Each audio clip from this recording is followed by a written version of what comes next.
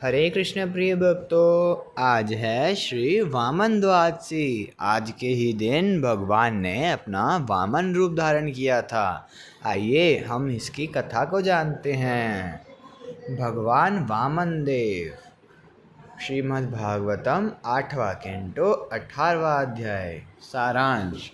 इस अध्याय में बताया गया है कि भगवान वामनदेव कैसे प्रकट हुए और वे कैसे महाराजा बलि के बलिदान के अखाड़े में गए, जिन्होंने उन्हें अच्छी तरह से प्राप्त किया और उन्हें आशीर्वाद देकर उनकी इच्छा पूरी की। भगवान वामन देव इस दुनिया में अदिति के गर्भ से पूरी तरह से शंख, निष्क्लब और कमल से सुसज्जित दिखाई दिए, अर्थात छड़ी और उनका कमंडल कमल और शंख से सुसज्जित दिखाई दिए। उनका शारीरिक रंग काला था और उन्होंने पीले रंग के कपड़े पहने थे। भगवान विष्णु श्रावण द्वादशी पर एक शुभ मुहूर्त में प्रकट हुए, जब अभिजीत तारा उत्पन्न हुआ था। उस समय तीनों लोकों में उच्च ग्रह प्रणाली, बाहरी अंतरिक्ष और इस पृथ्वी सहित सभी देवता, गाय, ब्राह्मण और यहाँ तक कि भगवान के प्रकट होने के कारण मौसम भी खुश थे। इसलिए इस शुभ दिन को विजया कहा जाता है, जब भगवान का सर्वोच्च व्यक्तित्व, जिसके पास एक सैकसीद आनंद शरीर, सतचित आनंद शरीर है, कश्यप और अदिति के पुत्र के रूप में प्रकट हुआ, तो उनके माता पिता दोनों बहुत चकित थे। उनके प्रकट होने के बाद भगवान ने एक वामन का रूप धारण किया। सभी महान ऋषियों ने अपनी खुशी व्यक्त की और उनके सामने कश्यप मुनि के साथ उन्होंने भगवान वामन का जन्मदिन समारोह किया। भगवान वामन देव के पवित्र समारोह के समय उन्हें सूर्य देवता, बृहस्पति ग्रह, पृथ्वी की अध्यक्षता करने वाली देवी, स्वर्गीय ग्रहों के देवता, उनकी माता, भगवान ब्रह्मा, कुबेर, 7 ऋषि और अन्य लोगों द्वारा सम्मानित किया गया था। भगवान वामन देव ने तब नर्मदा नदी के उत्तरी किनारे पर बलि के अखाड़े का दौरा किया, जिसे भृगुकचा के नाम से जाना जाता था, जहाँ भृगु राजवंश के ब्राह्मण यज्ञ कर रहे थे। उन्होंने मूंज की रस्सियों से बनी एक बेल्ट, हिरण की खाल का एक ऊपरी वस्त्र और एक पवित्र धागा पहने और अपने हाथों में एक डंडा, एक छाता और एक पानी का कुंड, कमंडलू, भगवान वामन देव महाराज बलि के बलिदान क्षेत्र में प्रकट हुए। उनकी उत्कृष्ट परिस्थिति के कारण सभी पुजारी अपने कौशल में क्षीण हो गए थे और इस प्रकार वे सभी अपने आसन से खड़े हो गए और भगवान वामन देव की प्रार्थना की। यहाँ तक कि भगवान शिव भी अपने सिर पर भगवान वामन देव के पैर की अंगुली से उत्पन्न गंगा जल को स्वीकार करते हैं। इसलिए भगवान के पैर धोने के बाद बलि महाराजा ने तुरंत अपने सिर पर भगवान के पैरों से पानी स्वीकार किया और महसूस किया कि वह और उनके पूर्ववर्तियों की निश्चित रूप से महिमा हो गई है। तब बलि महाराजा ने भगवान वामन देव के कल्याण के बारे में पूछा और भगवान से अनुरोध किया कि वे उनसे पैसे, गहने या कुछ भी मांगे जो वह चाहते हैं। भगवान वामन ने बलि महाराजा भगवान वामन देव ने बलि महाराजा दान मांगा। श्रीमद् भागवतम 8वां सर्ग व 19वां अध्याय। इस 19वें अध्याय में बताया गया है कि कैसे भगवान वामन देव ने दान में 3 कदम भूमि के लिए कहा। बलि महाराजा ने उनके प्रस्ताव पर कैसे सहमति व्यक्त की और कैसे शुक्राचार्य ने बलि महाराजा को भगवान वामन देव के अनुरोध को पूरा करने के लिए मना किया। जब बलि महाराजा ने वामन देव को ब्राह्मण का पुत्र माना तो उनसे कहा कि वे अपनी पसंद की किसी भी चीज़ के लिए पूछें। भगवान वामन ने हिरण्यकश्यप और हिरण्याक्ष की उनकी वीरतापूर्ण गतिविधियों के लिए प्रशंसा की और इस प्रकार उस परिवार की प्रशंसा की जिसमें बली महाराज पैदा हुए थे। उसने राजा से 3 कदम जमीन की भीख मांगी। बली महाराजा इस भूमि को दान में देने के लिए सहमत हो गए क्योंकि यह बहुत ही तुच्छ था। लेकिन शुक्राचार्य, जो समझ सकते थे कि वामनदेव विष्णु थे, देवताओं के मित्र, इस भूमि को देने के लिए बली महाराजा को मना किया। शुक्राचार्य ने बली महाराजा को अपना वादा वापस लेने की सलाह दी। उन्होंने समझाया कि दूसरों को वश में करने में, मजाक में, खतरे का जवाब देने में, दूसरों के कल्याण के लिए कार्य करने में और इसी तरह कोई अपने वादे को पूरा करने से इनकार कर सकता है और कोई गलती नहीं होगी। इस दर्शन से ही शुक्राचार्य ने बली महाराजा को भगवान वामन देव को भूमि देने से रोकने का प्रयास किया। बली महाराजा ने ब्राह्मण का समर्पण। श्रीमद्भागवतम 8वां सर्ग 20वां अध्याय। सारांश। इस 20वें अध्याय का सारांश इस प्रकार है। उनके ज्ञान के बावजूद भी भगवान वामन देव उन्हें धोखा दे रहे थे। बली महाराज ने भगवान को दान में सब कुछ दिया और इस प्रकार भगवान ने अपने शरीर का विस्तार किया और भगवान विष्णु के रूप में एक विशाल रूप धारण किया। शुक्राचार्य की शिक्षाप्रद सलाह सुनने के बाद बली महाराजा चिंतनशील हो गए, क्योंकि धर्म, आर्थिक विकास और इंद्रिय तृप्ति के सिद्धांतों को बनाए रखना एक गृहस्थ का कर्तव्य है। बली महाराजा ने ब्रह्मचारी से अपना वादा वापस लेना अनुचित समझा। ब्रह्मचारी को दिए गए वादे का सम्मान करने में झूठ बोलना या असफल होना कभी भी उचित नहीं है, क्योंकि झूठ बोलना सबसे पापी गतिविधि है। झूठ बोलने की पापपूर्ण प्रतिक्रियाओं से हर किसी को डरना चाहिए, क्योंकि धरती माता एक पापी झूठ का भार भी सहन नहीं कर सकती। किसी राज्य का, साम्राज्य का प्रसार अस्थायी है। यदि आम जनता के लिए कोई लाभ नहीं है तो इस तरह के विस्तार का कोई मूल्य नहीं है। पहले सभी महान राजाओं और सम्राटों ने सामान्य रूप से लोगों के कल्याण के संबंध में अपने राज्यों का विस्तार किया। दरअसल आम जनता के लाभ के लिए इस तरह की गतिविधियों में लगे रहते हुए प्रख्यात पुरुषों ने कभी कभी अपने जीवन का बलिदान भी कर दिया। कहा जाता है कि जो अपनी गतिविधियों में गौरवशाली होता है वह हमेशा जीवित रहता है और कभी नहीं मरता। अतः यश को जीवन का लक्ष्य होना चाहिए, और यदि कोई अच्छी प्रतिष्ठा के लिए गरीबी से त्रस्त हो जाता है तो वह नुकसान नहीं है। बली महाराजा ने सोचा कि यदि यह ब्रह्मचारी वामन देव भगवान विष्णु थे, यदि भगवान ने उनका दान स्वीकार किया और फिर उन्हें गिरफ्तार कर लिया तो बली महाराज उनसे ईर्ष्या नहीं करेंगे। इन सभी बातों को ध्यान में रखते हुए बली महाराजा ने आखिरकार अपने पास मौजूद हर चीज़ को दान में दे दिया। भगवान वामन देव ने तुरंत अपने आप को एक सार्वभौमिक शरीर में विस्तारित किया। भगवान वामन देव की दया से बली महाराजा देख सकते थे कि भगवान सर्वव्यापी हैं और सब कुछ उनके शरीर में है। बली महाराज भगवान वामन देव को सर्वोच्च विष्णु के रूप में देख रहे थे। उन्होंने मुकुट, पीले वस्त्र, श्रीवत्स की निशानी, कौस्तुभ गहना, एक फूल माला और उनके पूरे शरीर को सजाते हुए आभूषण, भगवान ने धीरे धीरे दुनिया की पूरी सतह को ढक लिया और अपने शरीर को फैलाकर उन्होंने पूरे आकाश को ढक लिया। अपने हाथों से उन्होंने सभी दिशाओं को ढक लिया और अपने दूसरे कदम से उन्होंने पूरे ऊपरी ग्रह प्रणाली को ढक लिया। इसलिए कोई खाली जगह नहीं थी जहां वह अपना तीसरा कदम उठा सके। बली महाराजा को भगवान ने गिरफ्तार किया। श्रीमद्भागवतम 8वां सर्ग 21वां अध्याय।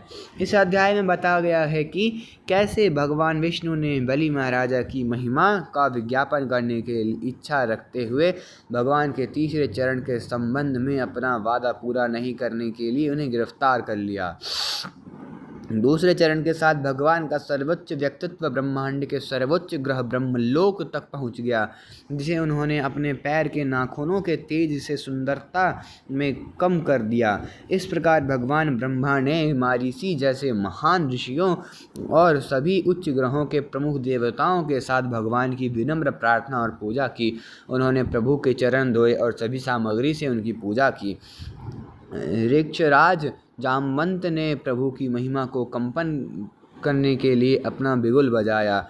जब बलि महाराज अपनी सारी संपत्ति से वंचित हो गए तो राक्षसों को बहुत गुस्सा आया। हालांकि बलि महाराज ने उन्हें ऐसा न करने की चेतावनी दी, लेकिन उन्होंने भगवान विष्णु के खिलाफ हथियार उठा लिए। हालांकि उन सभी को भगवान विष्णु के अनंत सहयोगियों द्वारा पराजित किया गया था और बलि महाराजा के आदेश के अनुसार वे सभी ब्रह्मांड के निचले ग्रहों में प्रवेश कर गए थे। भगवान विष्णु के उद्देश्य को समझते हुए भगवान विष्णु के वाहक गरुड़ ने तुरंत बलि महाराज को वरुण की रस्सियों से गिरफ्तार कर लिया। जब बलि महाराज इस प्रकार एक असहाय स्थिति में सिमट गए तो भगवान विष्णु ने उनसे भूमि का तीसरा चरण मांगा, क्योंकि भगवान विष्णु ने बलि महाराज के दृढ़ संकल्प और अखंडता की सराहना की। जब बलि महाराज अपना वादा पूरा करने में असमर्थ थे, भगवान विष्णु ने पाया कि उनके लिए जगह सुतला ग्रह होगा, जो स्वर्ग के ग्रहों से बेहतर है। बलि महाराज ने अपने जीवन का समर्पण। श्रीमद् भागवतम 8वां सर्ग 22वां अध्याय।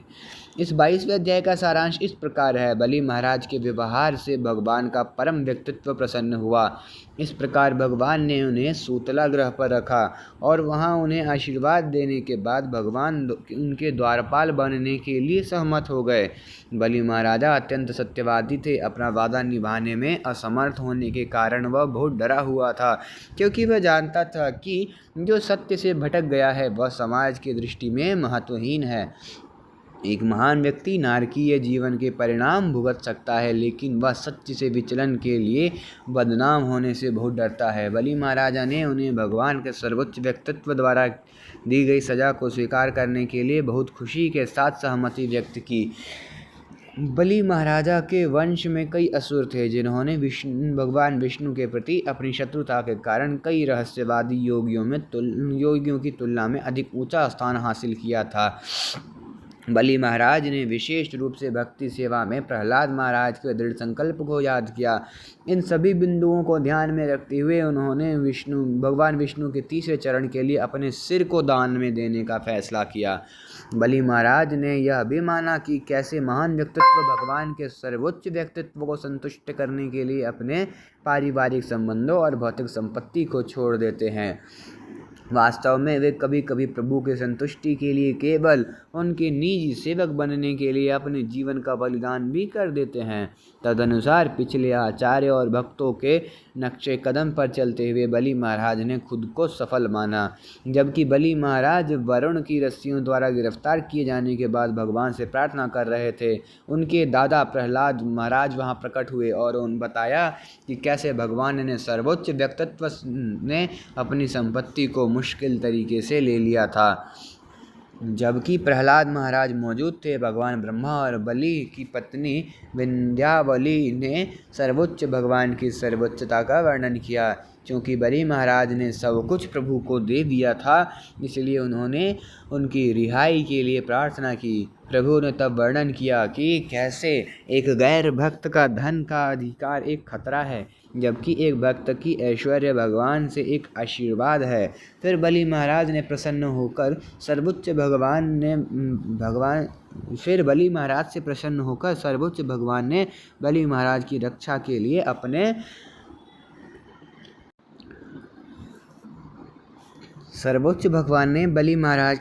के लिए अपने सुदर्शन की पेशकश की और उनके साथ रहने का वादा किया। देवताओं ने स्वर्गीय ग्रहों को पुनः प्राप्त किया। श्रीमद् भागवतम 8वां सर्ग 23वां अध्याय। इस अध्याय में बताया गया है कि कैसे बलि महाराज ने अपने दादा प्रहलाद महाराज के साथ सूतला ग्रह में प्रवेश किया और कैसे भगवान के सर्वोच्च व्यक्तित्व ने इंद्र को स्वर्गीय ग्रह में फिर से प्रवेश करने की अनुमति दी। महान आत्मा बलि महाराज ने अनुभव किया कि जीवन में सर्वोच्च लाभपूर्ण समर्पण में भगवान के चरण कमलों की शरण में भक्ति सेवा प्राप्त करना है। इस निष्कर्ष में स्थिर होने के कारण उनका दिल परमानंद भक्ति से भरा हुआ और उनकी आँखों में आंसुओं से भरी आंखें उन्होंने भगवान के व्यक्तित्व को प्रणाम किया और फिर अपने सहयोगियों के साथ सूतला के नाम से जाने वाले ग्रह में प्रवेश किया। इस प्रकार भगवान के सर्वोच्च व्यक्तित्व ने अदिति की इच्छा को पूरा किया और भगवान इंद्र को फिर से स्थापित किया। प्रहलाद महाराज ने बलि की गिरफ्तारी से मुक्ति के बारे में जागरूक होने के बाद इस भौतिक दुनिया में भगवान के सर्वोच्च व्यक्तित्व के पारलौकिक मनोरंजन का वर्णन किया। प्रहलाद महाराज ने भौतिक जगत की रचना करने के लिए, सभी के बराबर होने के लिए और भक्तों के लिए अत्यंत उदार होने के लिए एक इच्छा वृक्ष की तरह सर्वोच्च भगवान की प्रशंसा की। दरअसल प्रहलाद महाराज ने कहा कि भगवान अपने भक्तों पर ही नहीं बल्कि राक्षसों पर भी मेहरबान हैं। इस तरह उन्होंने भगवान के परम व्यक्तित्व की असीमित अकारण दया का वर्णन किया। फिर हाथ जोड़कर उन्होंने प्रभु को अपनी आदरणीय श्रद्धांजलि अर्पित की और प्रभु की परिक्रमा करने के बाद उन्होंने भी प्रभु के आदेश के अनुसार सूतला ग्रह में प्रवेश किया।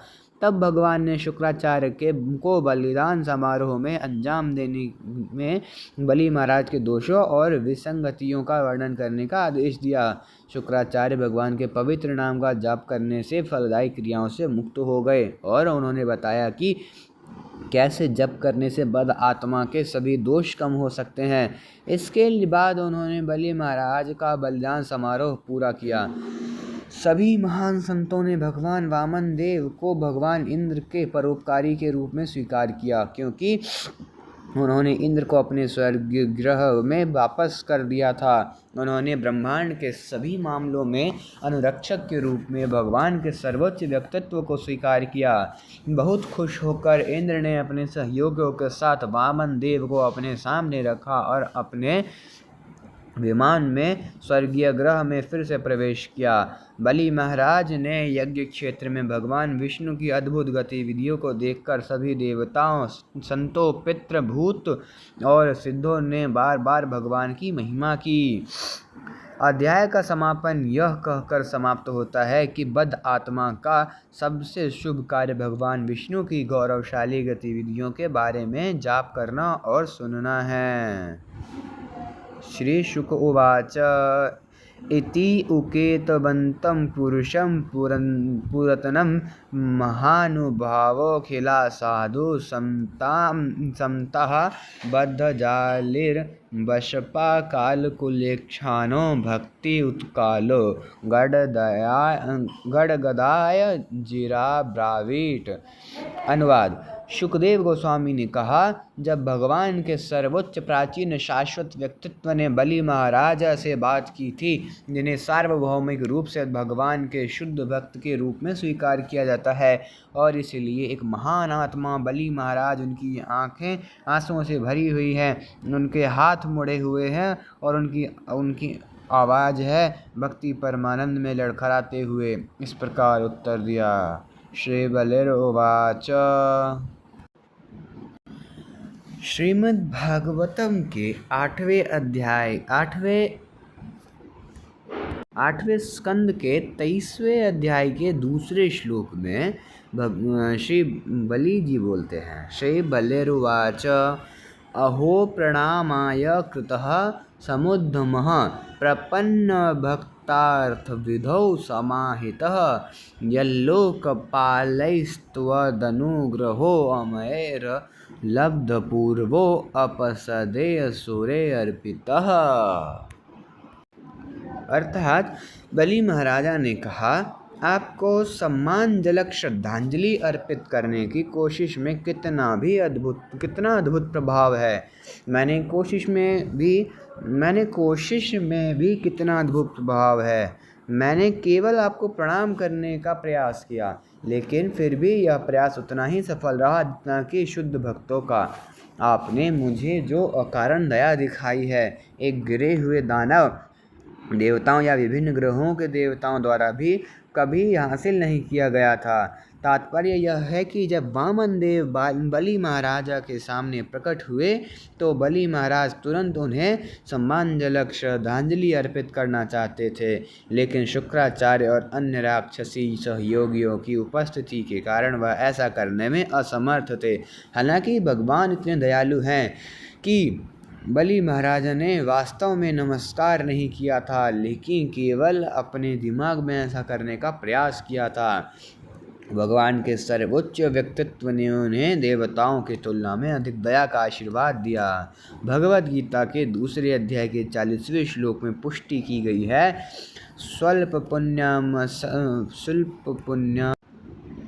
स्वल्पमस्य धर्मस्य त्रायते महतो भयात्। अर्थात इस मार्ग पर थोड़ी सी भी प्रगति किसी को सबसे खतरनाक प्रकार के भय से बचा सकती है। भगवान के सर्वोच्च व्यक्तित्व को भयग्राही जनार्दन के रूप में जाना जाता है, क्योंकि यह केवल एक भक्त के दृष्टिकोण का सार लेता है। यदि कोई भक्त ईमानदारी से आत्मसमर्पण करता है तो भगवान हर किसी के दिल में परमात्मा के रूप में इसे तुरंत समझ जाता है। इस प्रकार हालांकि बाहरी रूप से एक भक्त पूर्ण सेवा नहीं कर सकता है, यदि वह आंतरिक रूप से ईमानदार और गंभीर है तो भी प्रभु उसकी सेवा का स्वागत करते हैं। इस प्रकार भगवान को भावग्राही जनार्दन के रूप में माना जाता है, क्योंकि वे किसी भी भक्त की मानसिकता का सार लेते हैं। श्रीमद् भागवतम के 8वें स्कंद के 23वें अध्याय के 15वें श्लोक में श्री शुक्र जी बोलते हैं, श्री शुक्रोवाच कुतस्तत्कर्म वैषम्यं यस्य कर्मश्रेणो भगवान यज्ञेषु यज्ञपुरुषः सर्वभावेन पूजितः। शुक्र अर्थात शुक्राचार्य ने कहा, हे मेरे प्रभु, आप यज्ञ के सभी कार्यों में भोगी और शास्त्री हैं और आप यज्ञ पुरुष हैं। वह व्यक्ति जिसे सभी बलिदान किए जाते हैं, यदि किसी ने आपको पूरी तरह से संतुष्ट कर लिया है तो उसके बलिदान के प्रदर्शन में विसंगतियों या दोषों की संभावना कहाँ है। भगवद गीता में तात्पर्य 5वें अध्याय के 29वें श्लोक में भगवान कहते हैं, भोक्ताराम यज्ञ तपसाम सर्वलोक महेश्वरम। भगवान सर्वोच्च स्वामी यज्ञों के प्रदर्शन के से संतुष्ट होने वाले वास्तविक व्यक्ति हैं। विष्णु पुराण के 3 स्कंद के 8वें अध्याय के 9वें श्लोक में कहते हैं, विष्णु पुराण के 3 स्कंद के 8वें अध्याय के 9वें श्लोक में भगवान कहते हैं, यज्ञ पुरुष भगवान विष्णु को संतुष्ट करने के उद्देश्य से सभी वैदिक कर्म कांडों का बलिदान किया जाता है। समाज के विभाजन ब्राह्मण, क्षत्रिय, वैश्य, शूद्र, ब्रह्मचार्य, गृहस्थ, वानप्रस्थ और सन्यास, ये सभी सर्वोच्च भगवान विष्णु को संतुष्ट करने के लिए है। वर्णाश्रम संस्था के इस सिद्धांत के अनुसार कार्य करना वर्णाश्रम करण कहलाता है। श्रीमद् भागवतम में सुत गोस्वामी कहते हैं, अतः पुंभिर्द्विज श्रेष्ठा वर्णाश्रम विभागशः स्वनुतिष्ठतस्य धर्मस्य संसिद्धिर्हरितोषणम्। अर्थात हे द्विज श्रेष्ठ, अतः यह निष्कर्ष निकलता है कि जाति भेद तथा जीवन क्रम के अनुसार अपने अपने कार्य के लिए निर्धारित कर्तव्यों का निर्वाह करके मनुष्य जो सर्वोच्च सिद्धि प्राप्त कर सकता है वह है भगवान को प्रसन्न करना। सब कुछ भगवान के सर्वोच्च व्यक्तित्व को संतुष्ट करने के लिए है। इसलिए चूंकि बलि महाराज ने भगवान को संतुष्ट किया था, उनमें कोई दोष नहीं था और शुक्राचार्य ने स्वीकार किया कि उन्हें कोसना अच्छा नहीं था। श्रीमद् भागवतम के 8वें स्कंद के 23वें अध्याय के 16वें श्लोक में भगवान कहते हैं, मंत्रतस्यन्त्रतश्छिद्रं देशकालार्ह वस्तुतः सर्वं करोति निश्छिद्रमनुसंकीर्तनं तव। अर्थात मंत्रों के उच्चारण और नियामक सिद्धांतों का पालन करने में विसंगतियां हो सकती हैं और इसके अलावा समय, स्थान और व्यक्ति और सामग्री के संबंध में विसंगतियां हो सकती है। लेकिन जब आपके आधिपत्य के पवित्र नाम का जप किया जाता है तो सब कुछ दोष रहित हो जाता है।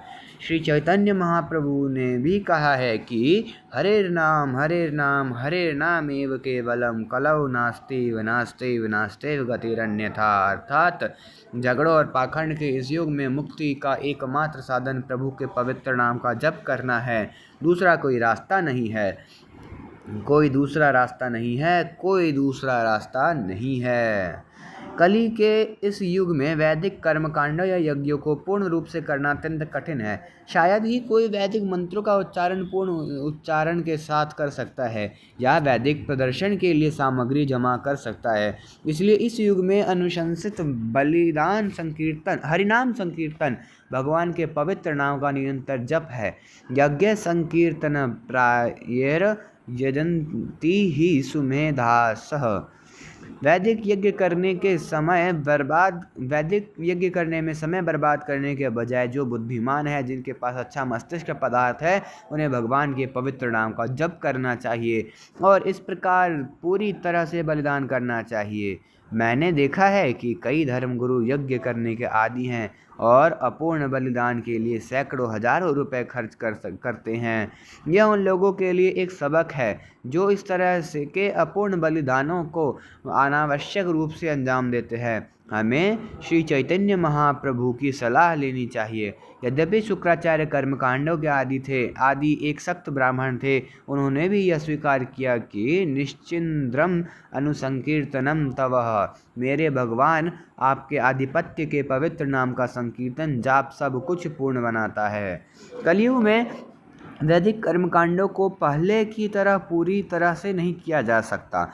इसलिए श्रील जीव गोस्वामी ने सिफारिश की है कि यद्यपि हर तरह की आध्यात्मिक गतिविधि में सभी सिद्धांतों का पालन करने का ध्यान रखना चाहिए। विशेष रूप से देवता की पूजा में अभी भी विसंगतियों की संभावना है और इसकी भरपाई भगवान के सर्वोच्च व्यक्तित्व के पवित्र नाम का जप करके करना चाहिए। इसलिए हमारे कृष्ण चेतना आंदोलन में हम सभी गतिविधियों में हरे कृष्ण मंत्र के जाप को विशेष तनाव देते। श्रीमद् भागवतम के 8वें स्कंद के 23वें अध्याय का श्लोक 26 और 27 इस प्रकार है। ब्रह्मा शर्वः कुमारश्च भृगवाधा मुनयो नृप पितरः सर्वभूतानि सिद्धा वैमानिकाश्च ये सुमहत कर्म तद विष्णु गायन्तः परम दूतम विष्णयानि स्वानि ते जगमुर्दीति च संसंसीरे। अर्थात भगवान ब्रह्मा, भगवान शिव, भगवान कार्तिकेय, महर्षि भृगु, अन्य ऋषिगण, पितृलोक के वासी और सिद्धलोक के वासी तथा विमान द्वारा अंतरिक्ष में भ्रमण करने वाले सभी जीव, सभी ने भगवान वामन देव के असाधारण कार्यों की प्रशंसा की। हे राजन, भगवान का कीर्तन और स्तुति करते हुए वे अपने अपने स्वर्ग लोक को लौट गए। उन्होंने अदिति की स्थिति की भी प्रशंसा की। श्रीमद् भागवतम का 8वें स्कंद का 23वें अध्याय का 28वां श्लोक इस प्रकार है। सर्वमेतन मायाख्यातम भवति कुलनंदन उरुक्रमस्य चरितम श्रोत्राणाम मघमोचनम। अर्थात हे महाराज परीक्षित, आपके वंश के पालनहार, मैंने अब आपको भगवान वामन देव के अद्भुत कार्यों का संपूर्ण वर्णन किया है। जो लोग इसे सुनते हैं वे निश्चय ही समस्त पाप कर्मों के फल से मुक्त हो जाते हैं। श्रीमद् भागवतम के 8वें स्कंद के 23वें अध्याय के का 29वां श्लोक इस प्रकार है। पराम महिमन उरु विक्रमतो गृणानो यह परटानी विन्मे स रजांसि मत्यर्यः किं जायमान उत जाता उपैति मतर्य इत्यह मंत्रदरिगृही पुरुषस्य यस्य। अर्थात मृत्यु के अधीन मनुष्य भगवान त्रिविक्रम भगवान विष्णु की महिमा को उसी प्रकार नहीं गिन सकता जिस प्रकार वह संपूर्ण पृथ्वी पर परमाणुओं की संख्या नहीं गिन सकता। कोई भी व्यक्ति चाहे वह पहले से ही जन्मा हो या जन्म लेने के लिए नियत हो, ऐसा करने में सक्षम नहीं है। यह महर्षि वशिष्ठ ने गाया है। आप भगवान विष्णु की असामान्य रूप से गौरवशाली गतिविधियों की सीमा का अंदाजा कोई नहीं लगा सकता। दुर्भाग्य से ऐसे तथाकथित वैज्ञानिक हैं जो हर पल मृत्यु के अधीन हैं, लेकिन ब्रह्मांड की अद्भुत रचना को अटकलों को से समझने की कोशिश कर रहे हैं। यह एक मूर्खतापूर्ण प्रयास है। बहुत पहले वशिष्ठ मुनि ने कहा था कि अतीत में कोई भी भगवान की महिमा को माप नहीं सकता और भविष्य में कोई भी ऐसा नहीं कर सकता। सर्वोच्च भगवान की रचना गौरवशाली गतिविधियों को देखकर बस संतुष्ट होना चाहिए। इसलिए भगवान भगवद गीता के 10वें अध्याय के 42वें श्लोक में कहते हैं, अथवा बहुनैतेन की ज्ञातेन तवार्जुन विशिष्टाभ्यहमिदं कृतस्न में कांशेन स्थितो जगत। अर्थात परंतु हे अर्जुन, यह विस्तृत ज्ञान की क्या आवश्यकता है। मैं अपने एक अंश मात्र से इस संपूर्ण ब्रह्मांड में व्याप्त हूँ और उसे धारण करता हूँ। भौतिक जगत में असंख्य ब्रह्मांड हैं। प्रत्येक असंख्य ग्रहों से भरा हुआ है, जिन्हें सभी भगवान की भौतिक ऊर्जा के सर्वोच्च व्यक्तित्व के उत्पाद माना जाता है। फिर भी यह परमेश्वर की सृष्टि का केवल 1/4 है। अन्य 3/4 सृष्टि आध्यात्मिक जगत का निर्माण करती है। केवल एक ब्रह्मांड में असंख्य ग्रहों में तथाकथित वैज्ञानिक चंद्रमा और मंगल को भी नहीं समझ सकते हैं, लेकिन वे सर्वोच्च भगवान के निर्माण और उनकी असामान्य ऊर्जा को धाता बताने की कोशिश करते हैं। ऐसे पुरुषों को पागल बताया गया है। ऐसे पागल आदमी अनावश्यक रूप से समय, ऊर्जा और धन बर्बाद करते हैं। उरुक्रामा की गौरवशाली गतिविधियों को टालने के प्रयास में भगवान के सर्वोच्च व्यक्तित्व। श्रीमद् भागवतम के 8वें स्कंद के 23वां अध्याय का 30वां श्लोक, य इदं देववस्य हरेर्दूत कर्मणः अवतारानुचरितं